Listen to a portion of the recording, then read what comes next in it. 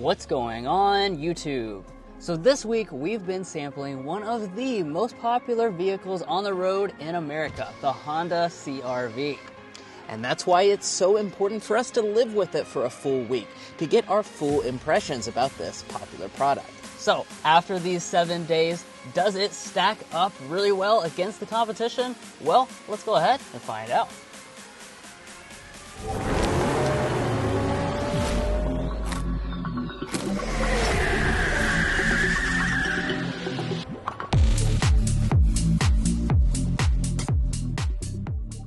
Of course, right off the bat here, we need to talk about what is under the hood.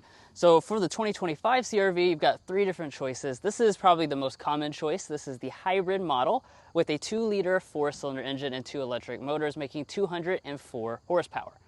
The transmission operates like an eCVT, and as far as your combined fuel economy with all-wheel drive, you're looking at 37 miles per gallon. Now we're going to be putting that fuel economy to the test over the course of the week and talk about what we've been getting in the real world. We'll also be doing our official Kentucky sound level reading, so you want to stay tuned for that, as well as our resale and reliability discussions. But let's go ahead and close up the hood so that we can get into the exterior as well as all that you get on the inside. So as far as the exterior design is concerned, we continue to have a fairly conservative look, but I think a handsome look overall. Now you've got a wide variety of trim levels that you can choose between. The important thing to remember is that all the trim levels that are called Sport, those are going to be the hybrid models. All the other trim levels are going to be your traditional gas-powered models.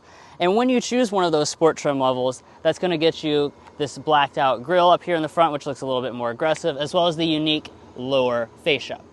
Now, let's talk about the headlights. All of the models will come standard with full LED headlights. These are reflector LEDs, and then you've got your daytime running light and turn signal indicator slightly above it. As far as the functionality of these lights, we found them to be very good at night, and the overall auto high beams are also quite functional, although a little bit sensitive.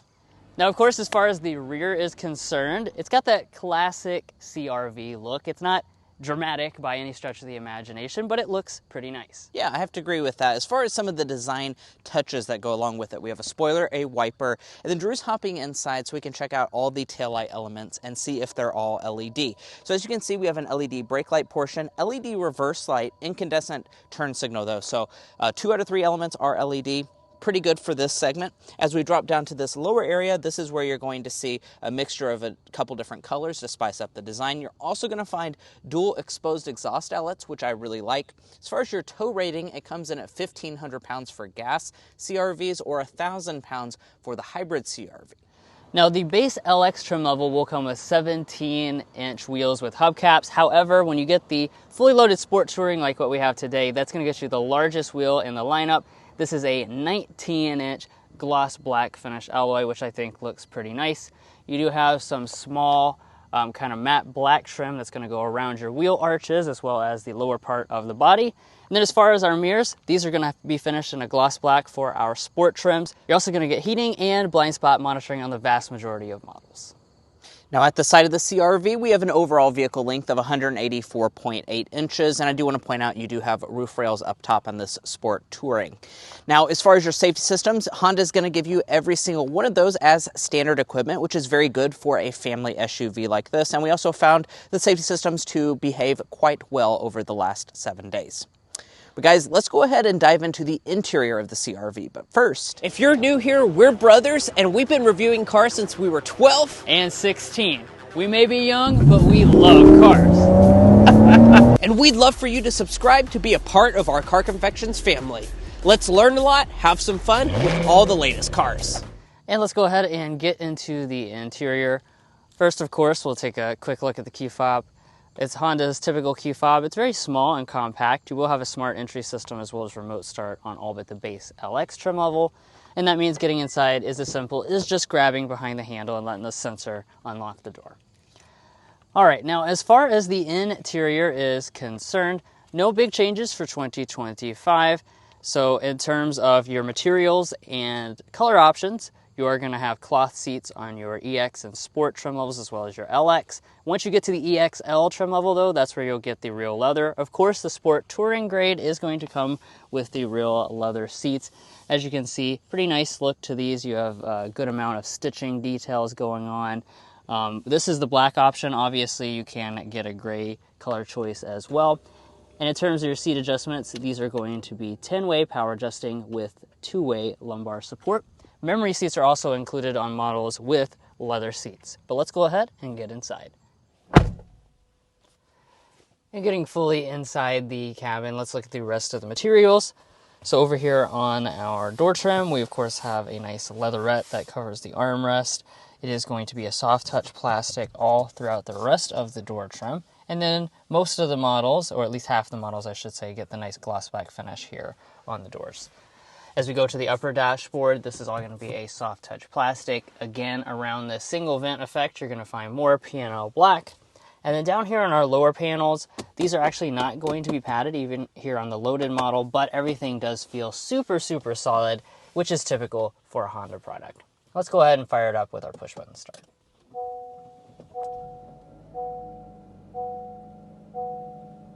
Now let's go ahead and get into some of the individual features. As always, we'll start off by taking a look at our gauge cluster. This is very typical for Honda. You've got the half digital, half analog setup. This is standard across all models. You still can't get a full digital cluster like you can on some of the other Honda products. So only here on this left side is where you can make your adjustments. You also can't get a head-up display on the fully loaded model, but you do have rain sensing wipers as well as a heated steering wheel on this Sport Touring. Models with leather seats will come with a leather wrapped steering wheel, and the wheel itself is manual tilt and telescoping. Now, let's get into interior storage. This is always a super, super strong area, and as you can see, we have a center console which is loaded down with donuts. Honda says this has 9 liters of capacity, but we don't care about liters. We care about how many donuts fit inside, and the answer is 16 because this is Car Confections, and we like to see how many donuts fit inside. That's extremely impressive for this segment. Also, you have 2 cup holders up there, and you also have a large center cubby here with a wireless phone charging pad on EXL and above. Lots of storage despite the fact that you do still have a traditional shifter. You can just pull back for drive. You can go back a little bit more. That's going to activate your high regen mode, and you can adjust the regen with the paddle shifters. When we go into reverse, all models will have this standard backup camera. It's got 3 different views, and EXL and above also come with parking sensors, but we still cannot get a 360-degree camera system on board. And also, I will say the resolution on this is not the best, so a little bit disappointed by that over the last week for sure. Back, or to the side of that, I should say, we have our electronic parking brake and our brake hold, as well as our drive mode controller. Now, as we continue above, we come to some of my favorite climate controls in the entire segment. I say that because these buttons here are just really, really high quality, super clicky and nice. It is a standard dual zone automatic setup as well, which is good for the class. Now over here on the side, you're going to notice that we have heated seats. These come on all but the base model, but you'll notice we also don't have ventilated seats. That's because they're not offered even on the fully loaded Sport Touring. Again, that's another feature that we would like to see, especially in the summertime. The leather seats get pretty hot. All right, let's move up here to our volume knob and talk about our audio systems. There's a lot of different choices. It's going to depend on which trim level you choose, but only the top Sport Touring is going to come with the 12-speaker Bose Centerpoint sound system, and we'll go ahead and give that a sample right now.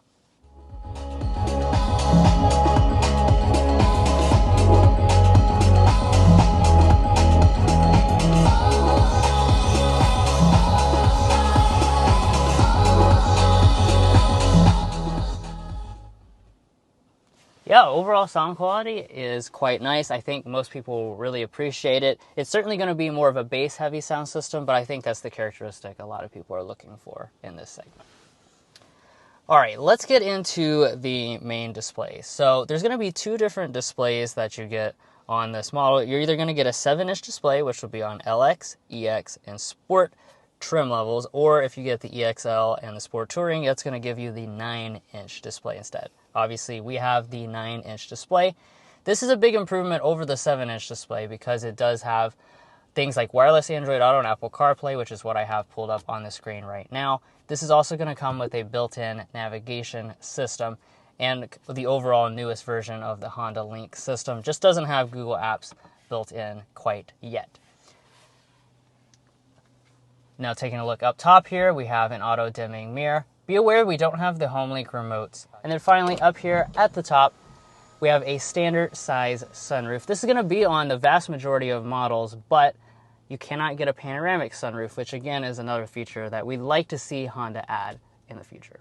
Now let's check out the rear seat area. Before we get into that though, I do want to point out something that we noticed after living with this vehicle for the last 7 days. Look how wide the rear doors open. They almost open at exactly a 90-degree angle. And why is that important? Well, it allows you to easily load stuff in. If you were doing like a child seat or whatnot, that would definitely be quite helpful.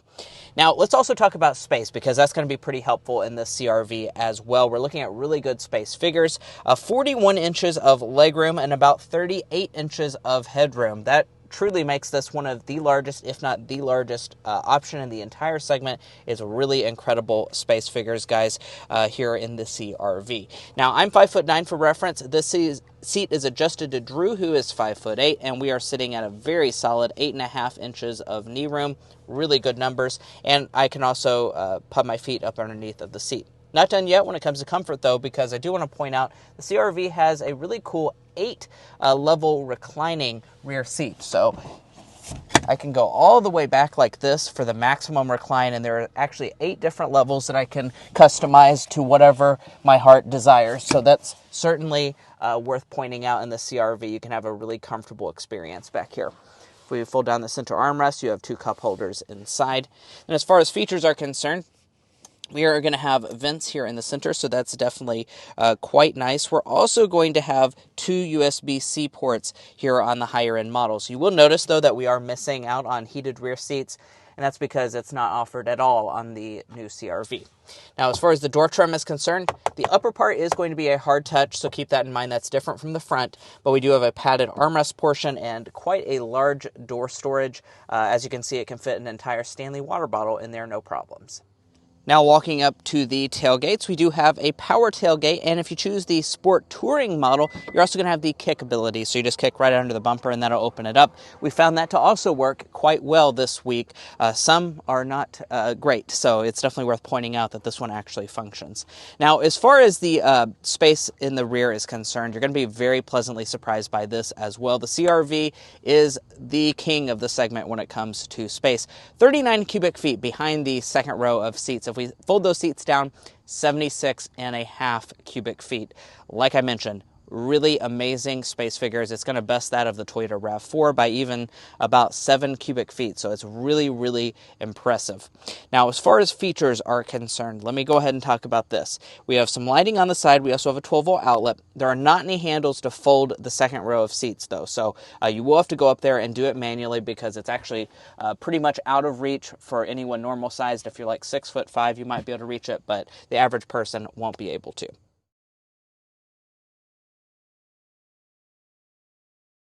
And once I do that, you can see that they fold 60-40 split. It's not exactly a flat loading floor, but that's honestly how Honda maximizes the space here in the CR-V. One of the other things we do in all of our Car Confections reviews is get our cargo length, width, and height figures. As far as overall cargo length behind Drew's 5'8" driving position, 76 inches. From behind the second row of seats, we're looking at about 35 inches. 42 inches wide. And then as far as overall cargo height, let's go ahead and get that.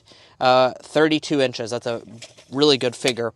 I want to point out the floor does not lift up, and you do not have spare tires if you have a hybrid CR-V, so keep that in mind.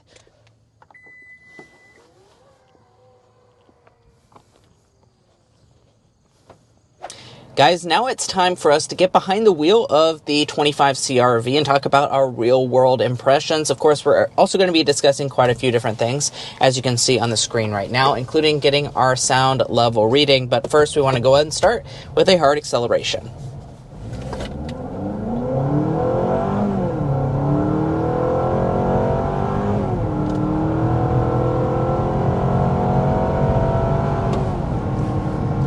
All right. There was a 60 mile an hour acceleration with the CR-V Hybrid.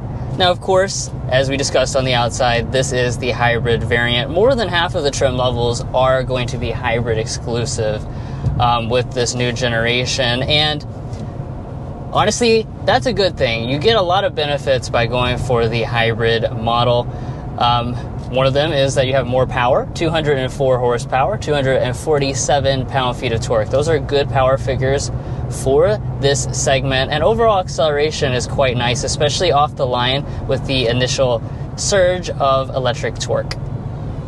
Yeah, so like Drew said, I think the hybrid is definitely a big upgrade, but for those of you that may just want, the full gasoline option, Honda does still give you that choice as well. That's going to be on the LX, EX, and EXL grades of the CR-V. So what do you get there? That's a 1.5 liter turbo 4-cylinder, 190 horsepower, 179 pound-feet of torque. So I think really the torque figure is going to be the thing that you notice the most about, the hybrid versus the gas version of this vehicle. The hybrid really pushes you back in your seat, whereas the gas version won't quite do that as much, but it's still going to be relatively competitive numbers for the segment, that's for sure.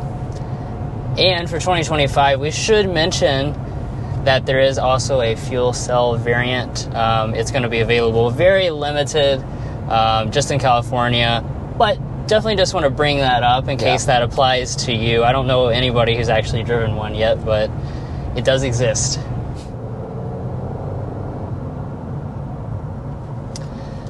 Now, talking about the transmission situation, if you choose the traditional gas model, it's going to be a CVT. If you choose this hybrid model, you have what is actually not an eCVT, but performs like an eCVT. So we try not to be overly technical with these reviews to confuse people.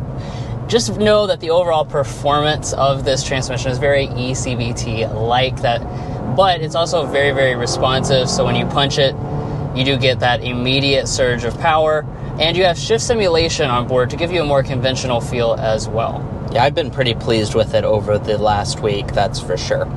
But now that we're on our designated strip of road, I don't want to leave the sound level out for any longer. I know you guys are really curious about that, so I'm going to go ahead and turn it to fan speed 1, and we're going 55 miles per hour. Let's go ahead and see how quiet it is.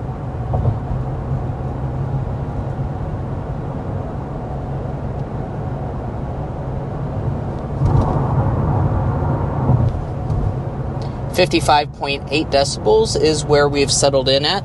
For the 25 Honda CR-V Sport Touring, so this is the higher end version of the CR-V, and we don't have to sit here and guess how it compares to the competition. We can go to carconfections.com/sound level readings, where we posted all of the cars that we review on this channel.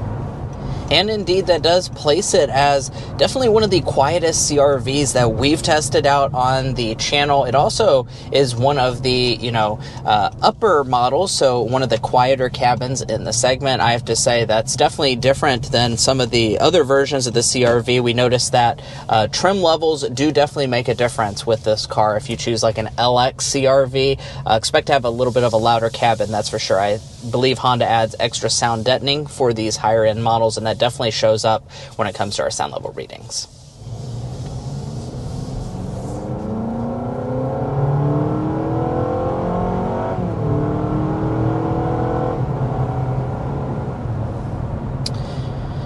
And now that we're speeding up to 55, I also want to talk about ride quality. I think that's a very important discussion when it comes to living with this vehicle for the past 7 days. Both Drew and I have been behind the wheel of it for quite some time, and as we go over some bumps there, I have to say ride quality is really, really good in the CR-V. Even with the larger 19-inch alloy wheels, that's the largest wheel you can get in this model on the Sport Touring.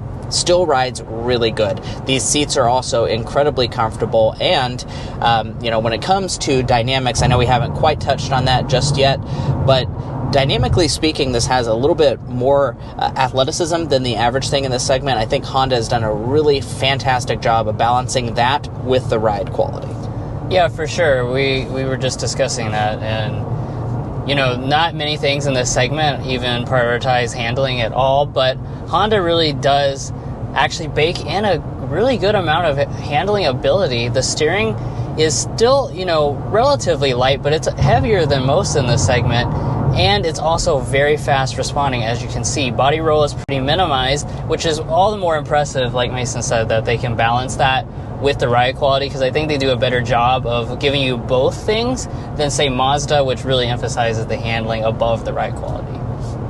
Now, I do also want to mention, as far as how power is routed to the ground, you do have front-wheel drive as your standard option. All-wheel drive is an available choice. If you choose the Sport Touring, so this fully loaded model, all-wheel drive is standard, so keep that in mind. And as far as fuel economy is concerned, I want to hit the EPA numbers, and then we'll talk about real-world fuel economy. The 1.5-liter front drive is 30 miles per gallon, with all-wheel drive 29. If you choose the hybrid, yes, they do offer a front-wheel drive version of the hybrid, so that's unique from something like a RAV4. You can get up to 40 miles per gallon combined. Now, if you choose all-wheel drive, like what we have today, 37 is going to be your EPA rating. Now, as far as our real-world fuel economy, that, we've been driving this vehicle around for several hundred miles. So as far as that's concerned, we're sitting at 37.2 mpg, and we did mostly city driving, so not a lot of highway stuff in the CRV. So 37.2, that's pretty much right on par with what the EPA says for this. Yeah, happy to see that is performing very well. It's just a little behind the RAV4, in terms of that overall EPA rating, but really, really good stuff, obviously, to be getting that out of an SUV with all-wheel drive. I also want to say that this hybrid system is so smooth. It's really incredible. Toyota has long been kind of the king of hybrids, but Honda really is doing just as good. Like, the smoothness is just fantastic, and actually the engine itself is a little quieter than what you get in the Toyota hybrid system, so you don't actually have that audible reminder when the engine fires up quite as much unless you're really hammering down on it. So very impressed by that overall hybrid experience. And that's what we want to go ahead and declare as today's slam dunk. Again, it is just really fantastic, the overall hybrid system. Also, I think one of the big things is the fact that this is a hybrid that anybody could get into, and I think they wouldn't really be reminded that they're driving a hybrid. It's a great kind of beginner hybrid, like the first hybrid for someone to own. Yeah, and also, we could have definitely slam dunked the space too, because this thing is just so big. But on the airball side of things, the thing that we continue to just say about this car is you are missing features, especially in this fully loaded example, over the competition. You're not going to have vented seats as an option, no pano roof, no 360 camera, no heated rear seats. I can go on and on. Head-up display. Head-up display. The CRV, yes, you don't really need those features. However, I feel like a lot of people are looking for those, and they are available on the competition. So Honda, just add an elite version of this.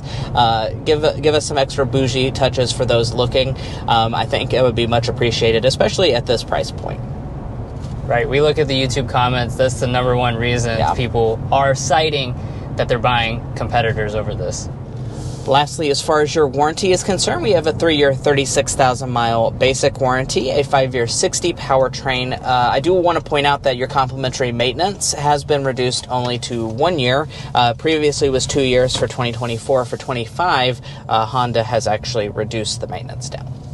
And let's talk pricing for the CR-V. So this year we're going to start around $30,000 for the base LX front-wheel drive model. Of course, that elevates depending on what trim level you select. This fully loaded Sport Touring is only available in all-wheel drive, and it starts at $40,800. Once you add in destination, as well as maybe a paint color or so, you'll be looking at around $42,000 with all of the options for 2025. And if you're looking to buy a Honda CR-V or any new vehicle, we would encourage you to go to carconfections.com/newcarquotes. Now, the reason you do that is because we have a tool on our website that will connect you with local car dealers in your area to get you the best price. It's also going to give you access to invoice pricing information, which is a great tool for dealership negotiation.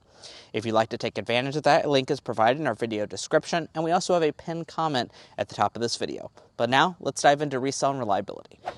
So yeah, let's talk about resale and reliability. First up, we'll talk about resale value. As an economics graduate myself, Drew and I took the time to develop what we think is a good estimate for this Honda CR-V's potential resale value. Honda is actually the #1 brand when it comes to the 5-year 60,000 metric, holding 64.79% of its original MSRP, and after 10 years and 120,000 miles, 34.3%. Now, like I said, that is the #1 brand across the entire industry, which is very impressive, and also the Honda CR-V is very impressive overall, being Honda's bestseller. Now, we've also done the same for reliability by developing the Combined Reliability Index. This takes into account several studies from trustworthy sources and combines them to paint a holistic picture. In this regard, Honda is well above the industry average for overall reliability, being our 3rd highest rated brand. Now, if you'd like to learn more about our reliability and resale value data, as well as our methodology, be sure to head to carconfections.com/resale and carconfections.com/reliability. Buying a car is a big decision, so you want to make sure you're making a smart purchase, especially if you're cross-shopping between different vehicle brands. And guys, that's going to be it for our in-depth review of the 2025 Honda CR-V. If you enjoyed hearing about our 7-day real-world impressions with this model, we'd really appreciate it if you hit that subscribe button down below. By subscribing, you're going to tell Honda that we need more of these vehicles down to Lexington so we can get those real-world impressions for you. So please go ahead and do that if you haven't already. If you're already a part of our family, thank you so much for your continued support, and we'll catch you next time as we sample more of the latest automotive delicacies.